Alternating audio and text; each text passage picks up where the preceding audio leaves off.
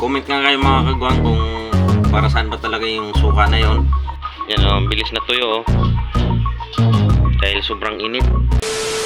Alright, magandang araw po sa inyong lahat mga kagwang. Welcome naman po sa aking vlog. So ngayon dito tayo sa ginawa natin na upuan. So sisilipin lang natin. Ito na mga kagwang, ito na yung 10. Ayan. So napakinis na natin, tapos na. Ayan. Yan, so natapos ko na to kahapon, hindi ko lang na-vlog. So ngayon na lang natin sisilipin. Yan. So bago natin pinturahan mga kagwang, sabi ni Bayaw ay lalagyan daw muna ng suka. Wala po talaga akong ideya mga kagwang kung para saan talaga yung suka. Basta ang sabi lang ni Bayaw ay lagyan ko muna ng suka para mas makapit yung ang pintura. Kaya andito ako ng suka. Ayan, ito na yung suka. Ayan. So nakalagay na siya sa may timba na maliit. So dapat spray ang gagamitin.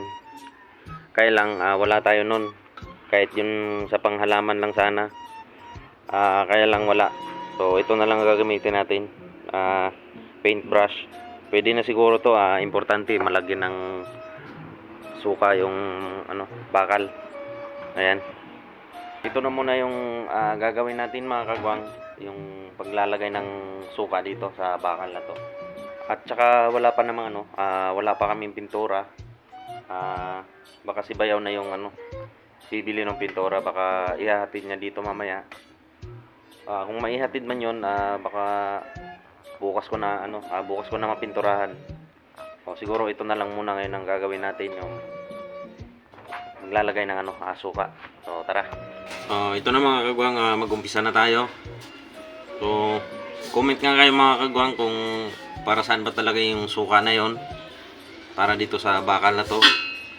Wala talaga akong ideya kung para saan talaga yung suka na to.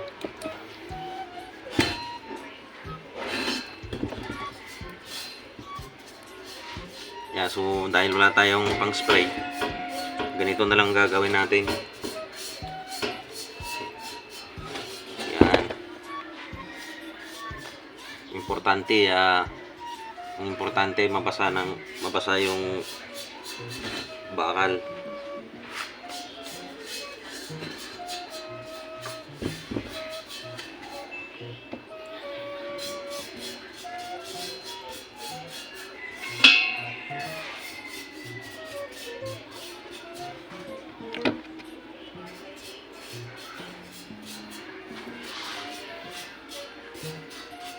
Siguro mas malasa to mga kagwang kung may tuyo.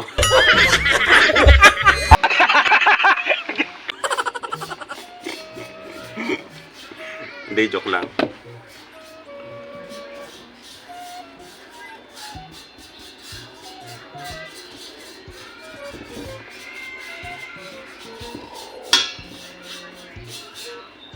Grabe, bilis na tuyo yung suka oh.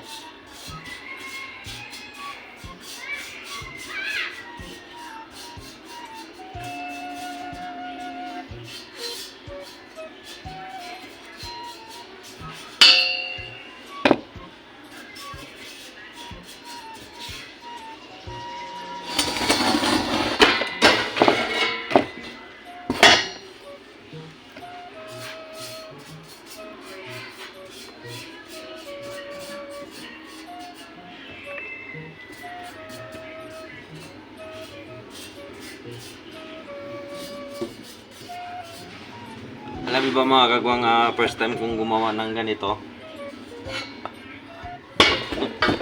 Gumawa ng upuan.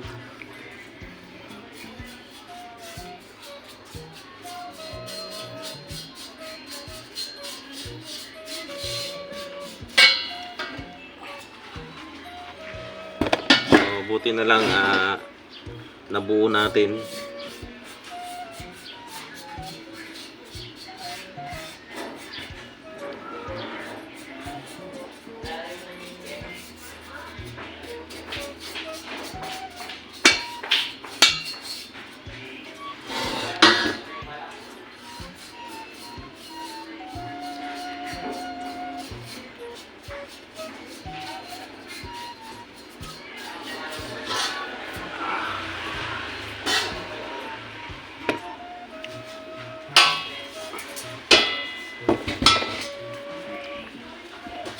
Ano kayo meron dito sa suka man to mga kagwang?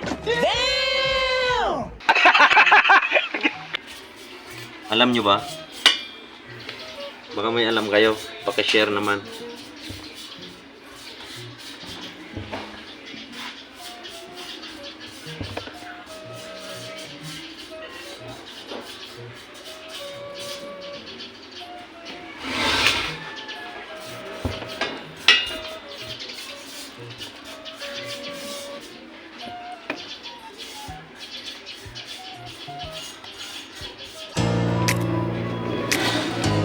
Nakalima na tayo mga kagwang. So, 5 na lang yung natira.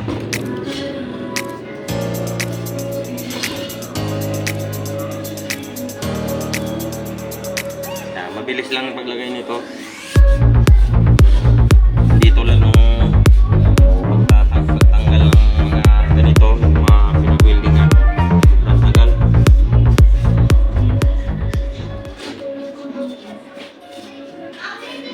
Kaya so pagkatapos ito mga kagwang ay pintura na.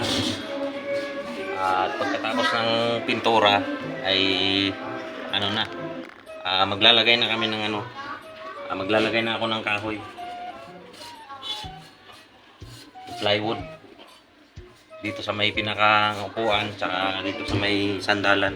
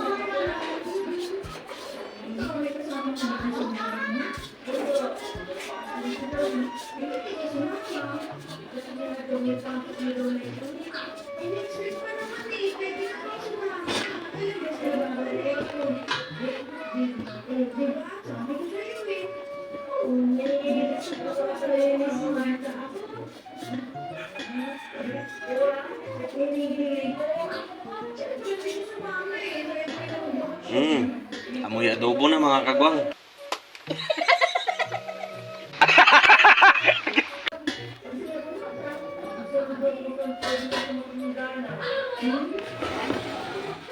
Kulang na lang ano, tuyo.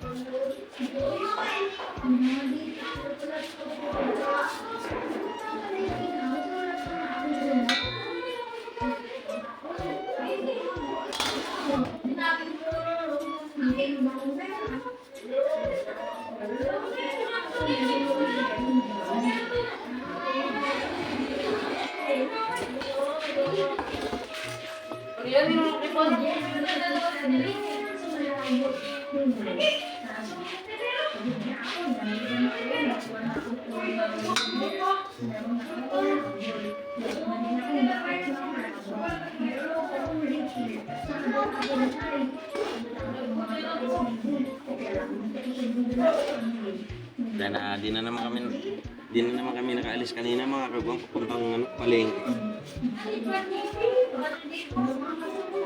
Dito na muna tayo nag-update sa upuan.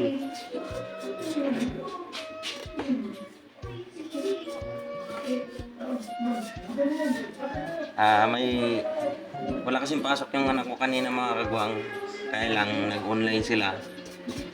O anong oras na natapos, kaya yun, hindi na kami pumunta ang palengke dahil mainit na.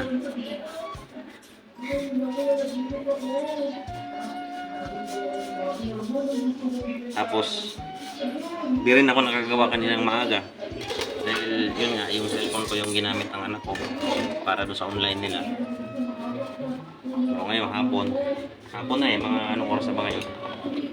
Anong oras ba? 2:00. So, ngayon pa lang ako pagkatapos namin kumain. Tsaka ako gumawa dito.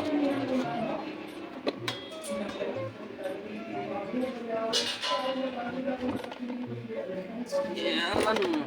O, 3 na lang.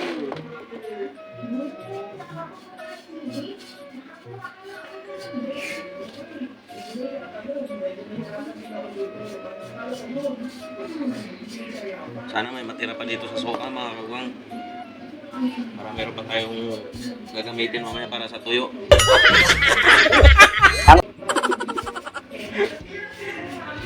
Gawin natin sausawan sa tuyo. Hindi, joke lang. Joke lang mga kagwang.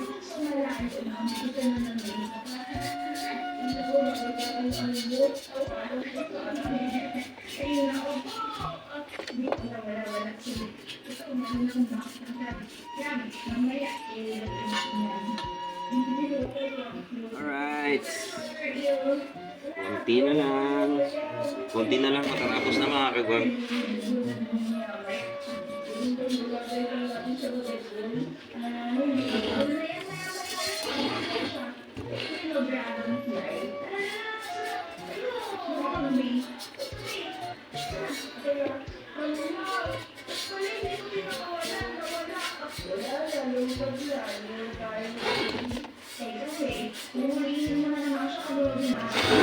Alright mga kagwang, so isa na lang.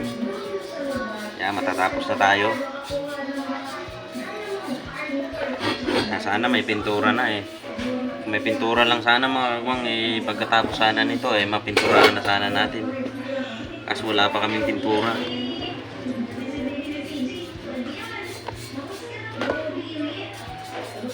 So, dapat kami yung bibili kanina. Problema, hindi naman kami nakaalis. So, wala.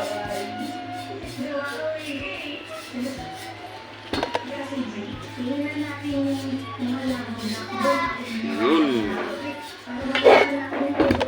Alright.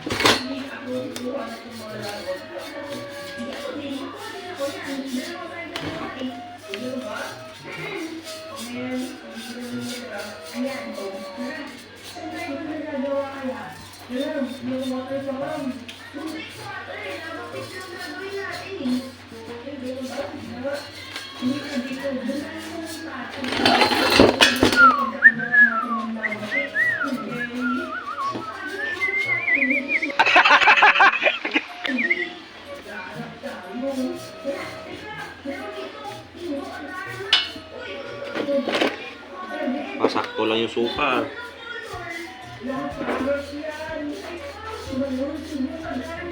Walang labis, walang kulang.